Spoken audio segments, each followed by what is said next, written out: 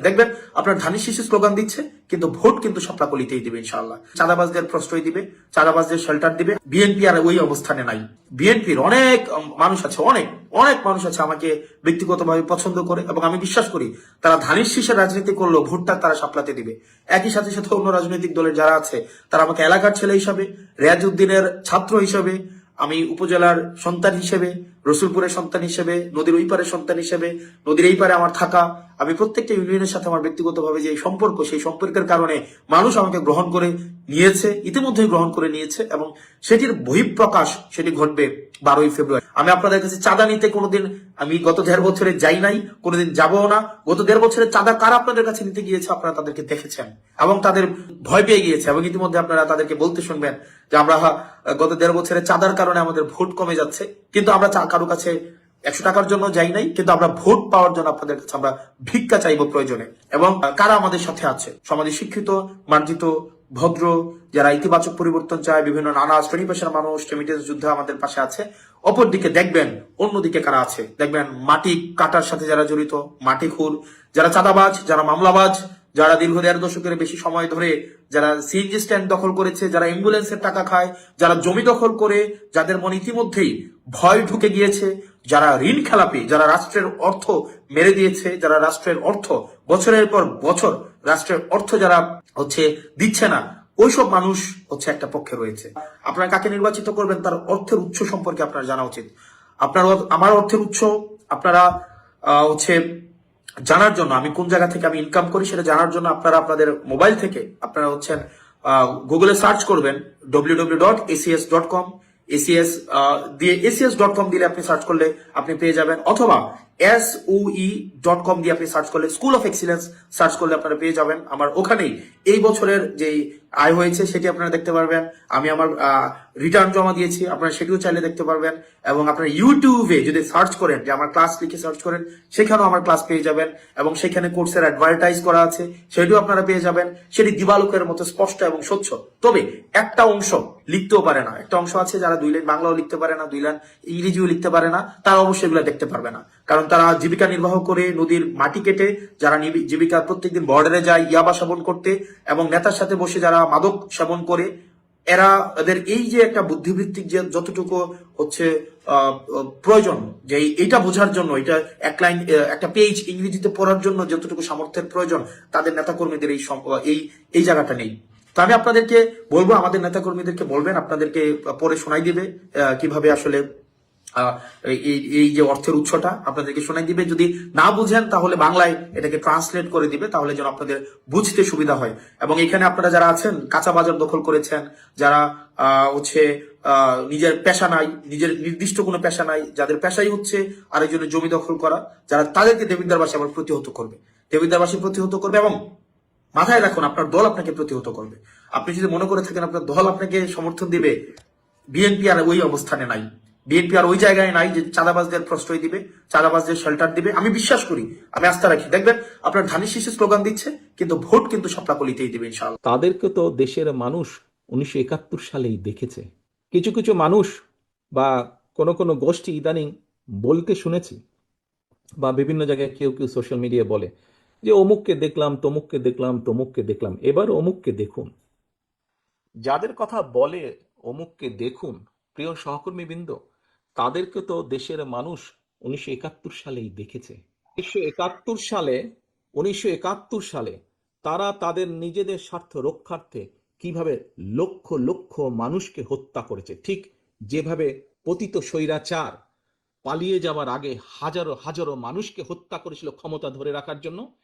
এই যাদেরকে কেউ কেউ বলে যে একবার দেখুন না এদেরকে, তাদেরকে দেশের মানুষ 71 সালেই দেখেছে নিজেদের রাজনৈতিক স্বার্থ রক্ষার্থে লক্ষ লক্ষ মানুষকে শুধু হত্যাই করেনি, তাদের সহকর্মীরা কিভাবে মা বোনদের ইজ্জত পর্যন্ত লুট করেছিল। এই কথাটি আমাদেরকে মনে রাখতে হবে। প্রিয় ভাই বোনেরা, এই মুহূর্তে আমরা যদি দেখি, আমরা আগামী 2 মাস পরে একটি নির্বাচন প্রত্যাশা করছি।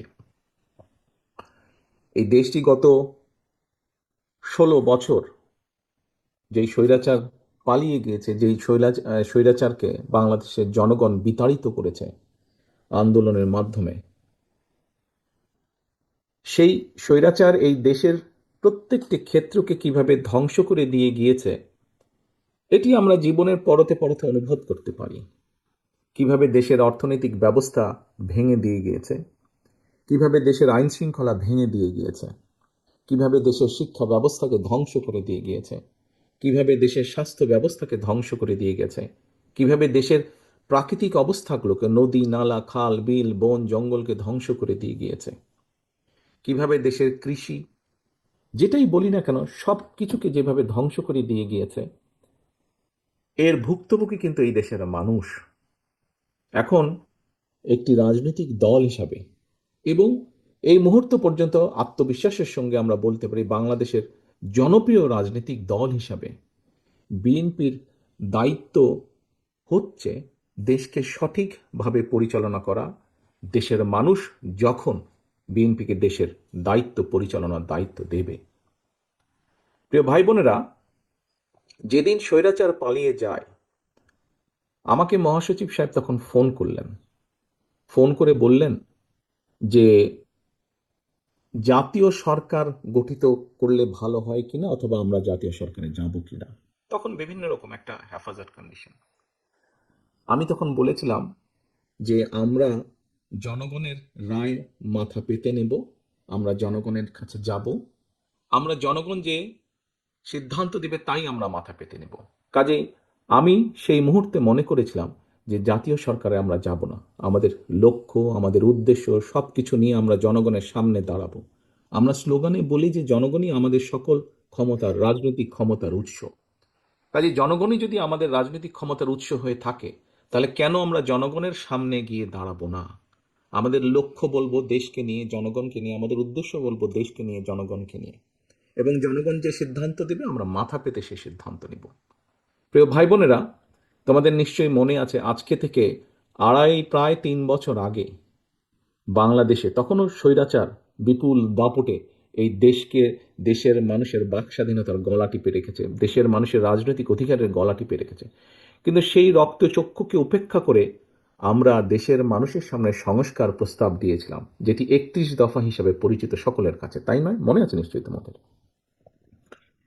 এই 31 দফার মধ্যে তোমরা এই 31 দফা মানুষের কাছে নিয়ে গিয়েছ।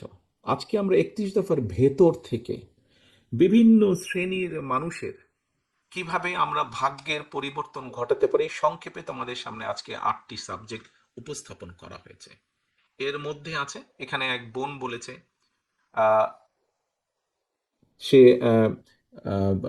ক্ষুদ্র জনগোষ্ঠীর প্রতিনিধিত্ব হিসেবে বলেছে। তার প্রশ্নটি অন্যরকম ছিল। অন্য অন্য অনেকেই বলেছে, শিক্ষা নিয়ে বলেছে, অনেক কিছু নিয়ে বলেছে। দেখো, বাংলাদেশ যখন 1971 সালে স্বাধীন হয়, সেই স্বাধীনতা যুদ্ধে লক্ষ লক্ষ মানুষ যুদ্ধ করেছে, লক্ষ লক্ষ মানুষ প্রাণ দিয়েছে যুদ্ধে। অর্থাৎ দেশটি স্বাধীন করার জন্য কিন্তু লক্ষ লক্ষ মানুষকে এক কাতারে এসে দাঁড়াতে হয়েছে। আজকে আমরা দেশ গড়ার পরিকল্পনা, এই কাজটি যদি আমাদেরকে সফল করতে হয়, সারাদিন যে সকল বিষয় নিয়ে তোমরা আলোচনা করলে, এই কাজগুলোকে নিয়ে যদি আমাদের সফল করতে হয়, অর্থাৎ দেশকে যদি সামনে নিয়ে যেতে হয়, মানুষকে যদি তার অবস্থান পরিবর্তন করে ভালো অবস্থানে নিতে হয়, তাহলে আমাদের সকলকে কাঁধে কাঁধ মিলিয়ে কাজ করতে হবে। আমি গত 5ই আগস্টের পর থেকে, আমি গত প্রায় 1 বছরের বেশি সময় ধরে বলে আসছি যে আমাদের সামনের সময়গুলো কিন্তু খুব ভালো নয়। সামনে অনেক কঠিন সময়ে অপেক্ষা করছে আমাদের জন্য। বিভিন্নভাবে বিভিন্ন রকম ষড়যন্ত্র বিভিন্ন জায়গায় হচ্ছে। এই ষড়যন্ত্র রুখে দিতে পারে এই দেশের জনগণ, এবং এই ষড়যন্ত্র জনগণকে নিয়ে সাথে রুখে দিতে পারে বিএনপি, বাংলাদেশ জাতীয়তাবাদী দল। এই ষড়যন্ত্র এই ষড়যন্ত্র রুখে দেওয়ার একমাত্র উপায় হচ্ছে গণতন্ত্র, গণতন্ত্র এবং গণতন্ত্র। আমরা যদি গণতন্ত্রকে প্রতিষ্ঠিত করতে পারি, যে কোনো মূল্যে জনগণের মতামতকে প্রতিষ্ঠিত করতে পারি, তাহলে অবশ্যই অনেক ষড়যন্ত্রকে আমরা রুখে দিতে পারবো। কিন্তু ষড়যন্ত্রকে রুখে দিতে পারলেও তারপরেও কিন্তু সামনে অনেক কঠিন সময়। একটু আগেই আমি বলেছি, এবং তোমরা নিজেরাও জানো, তোমরা আজকে ছাত্র দলের প্রতিনিধি হিসাবে এখানে প্রত্যেকে উপস্থিত আছো। ছাত্র হিসাবে তোমাদের নিজেদের ধারণা আছে, প্রত্যেকটি ক্ষেত্রে একটি অরাজকতা বিরাজ করছে। কাজে আমরা এখানে আজকে অর্থনীতি নিয়ে আলাপ করেছি, আমরা এখানে তরুণ যে সমাজ, কয়েকজন তোমরা প্রশ্ন করেছে, তরুণ যে সমাজ তাদের সামনে সবচেয়ে বড় যেই সমস্যাটি তাদের কর্মসংস্থানের বিষয়, এই কর্মসংস্থানের বিষয় নিয়ে আমরা আজকে এখানে আলাপ করেছি। আমরা দেশের মানুষের স্বাস্থ্য নিয়ে এখানে আলোচনা করেছি। আমরা এখানে দেশের যে অর্ধেক সমাজ নারী সমাজ, এই নারী সমাজকে কিভাবে এম্পাওয়ার করা যায় এবং তাদের কন্ট্রিবিউশনকে সমাজের মধ্যে নিয়ে আসা যায়, এবং যেটার শুভ ফল দেশের অর্থনীতি, দেশের সমাজ ব্যবস্থা, পরিবার, স্বাস্থ্য সবকিছুর উপরে সে অবস্থা, শুভ অবস্থাটা পড়বে, কিভাবে সেটা করা যায় তা নিয়ে আমরা আলোচনা করেছি। দেশের পরিবেশ নিয়ে আমরা আলোচনা করেছি। দেশের শিক্ষা ব্যবস্থা নিয়ে আমরা আলোচনা করেছি। কিভাবে শিক্ষা ব্যবস্থাকে আমরা গড়ে তুলতে পারি, কিভাবে শিক্ষকদেরকে আমরা গড়ে তুলতে পারি সুন্দরভাবে, কারণ শিক্ষকদেরকে যদি আমরা গড়ে তুলতে পারি তাহলে ভবিষ্যৎ শিক্ষা ব্যবস্থাকেও সুন্দরভাবে গড়ে তুলতে পারবো। কিন্তু এই কাজগুলো করা কিন্তু কঠিন কাজ, নট ইম্পসিবল, কিন্তু অনেক কঠিন কাজ। এবং দেশ এবং জাতিকে যদি নেতৃত্ব দিতে হয় তাহলে অবশ্যই একটি পরিকল্পনা আমাদের সামনে থাকতে হবে। প্রিয় ভাই বোনেরা, তোমরা আজকে যখন এই হলে এসে বসেছো, তোমাদের আলোচনা শুরু হয়েছে, তোমাদের আলোচনা শুরু হওয়ার সময় তোমাদেরকে প্রত্যেকে একটা করে ফোল্ডার দেওয়া হয়েছে, এবং কিছুক্ষণ পরে, খুব সম্ভবত লাঞ্চের পরে, তোমাদের সকলকে আলাদা আবার হাতে হাতে একটা লিফলেট দেওয়া হয়েছে না তোমাদের? সেই লিফলেটের মধ্যে কি আছে? সেই লিফলেটের মধ্যে কি আছে আমি বলছি। আলাদা একটি লিফলেট তোমাদেরকে দেওয়া হয়েছে। এখানে সোহেল, আজকে যে অনুষ্ঠান পরিচালনা করছে আমাদের জয়েন্ট সেক্রেটারি সোহেল, তার বক্তব্যে সোহেল কিন্তু একটি গুরুত্বপূর্ণ কথা বলেছে। আমি ব্যক্তিগতভাবে বিশ্বাস করি একটি বিষয়, আমরা যতগুলো পরিকল্পনা নিয়েছি, এই পরিকল্পনাগুলোকে সফল করতে হলে যেরকম আমাদের যোগ্য ব্যক্তিদেরকে বিভিন্ন জায়গায় দায়িত্ব দিতে হবে, কিন্তু তার থেকেও দুইটি বড় ইম্পর্টেন্ট বিষয় আছে, যেই দুইটি বিষয়কে যে কোনো মূল্যে আমাদেরকে অ্যাড্রেস করতে হবে। এবং এই দুইটি বিষয়কে যদি আমরা অ্যাড্রেস করতে না পারি, আমাদের পুরো জাতি এবং দেশ সংকটের মধ্যে পড়বে। কি দুটি বিষয়? এক, দুর্নীতি, যে কোনো মূল্যে এই দুর্নীতির লাগাম টেনে ধরতে হবে। দুই, আইন শৃঙ্খলা পরিস্থিতি, যে কোনো মূল্যে আইন শৃঙ্খলা পরিস্থিতির লাগাম টেনে ধরতে হবে। যদি আমরা দুর্নীতি এবং আইন শৃঙ্খলা যদি আমরা দুর্নীতি এবং আইন শৃঙ্খলার লাগাম টেনে ধরতে না পারি, তাহলে আমরা যে পরিকল্পনাগুলি গ্রহণ করেছি মানুষের স্বাস্থ্য নিয়ে, দেশের ভবিষ্যৎ সন্তানদের শিক্ষা ব্যবস্থা নিয়ে, নারী সমাজকে এম্পাওয়ার্ড করার জন্য, দেশের কৃষি ব্যবস্থা, প্রত্যেকটি পরিকল্পনা আমাদের বাধাগ্রস্ত হবে, স্লো হয়ে যাবে আমাদের। সেজন্যই আমাদের সরকার গঠনের সুযোগ পাওয়ার সাথে সাথে সর্বপ্রথমে আমাদেরকে নজর দিতে হবে, সর্বপ্রথমে আমাদেরকে ব্যবস্থা করতে হবে দুর্নীতির লাগাম কিভাবে আমরা টেনে ধরবো।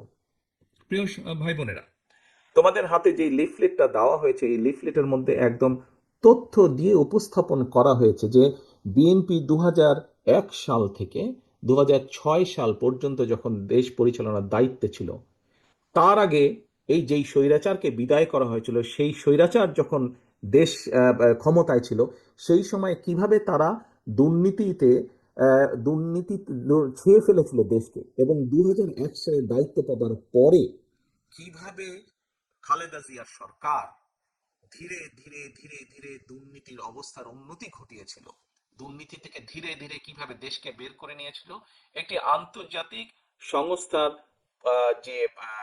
যে অ্যানালাইসিস, সেই অ্যানালাইসিস একদম পুরা সুন্দরভাবে তোমাদের সামনে তুলে ধরা হয়েছে সেই লিফলেটটার মধ্যে। কাজেই আমরা দৃঢ়ভাবে, অত্যন্ত আত্মবিশ্বাসের সঙ্গে বলতে পারি, এই বাংলাদেশে যদি দুর্নীতির লাগাম টেনে ধরতে পারে, তাহলে একমাত্র বাংলা